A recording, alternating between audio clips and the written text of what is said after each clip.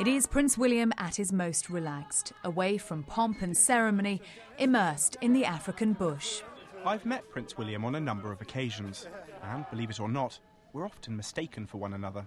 TV presenter and adventurer Ben Fogle was given unprecedented access to observe William in public and in private as he and his brother visited their charities in Africa earlier this year.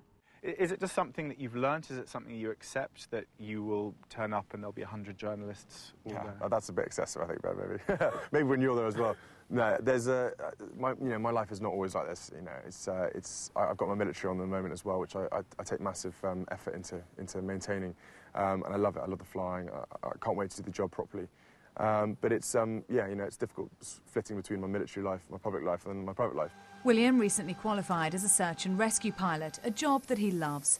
But his one regret is not being able to serve on the front line like his brother Harry.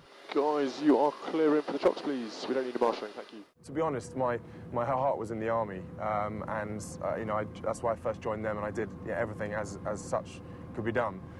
It's just a pity I couldn't go to Afghanistan, which many people say, well, that's very understandable. There are some slightly valid arguments as to why not, but many of them were hyped up as to why you couldn't go. And I still have hope and faith and real determination to go out there.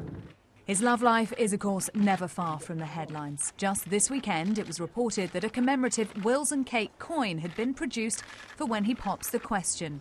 It must be tough, the speculation on your private life. Yeah, no, it is. I mean, there's always speculation, but it comes with the job, so get on with it.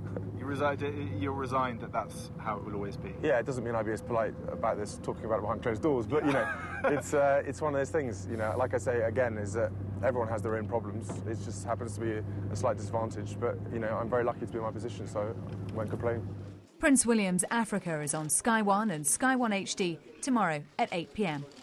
Sarah Hughes, Sky News.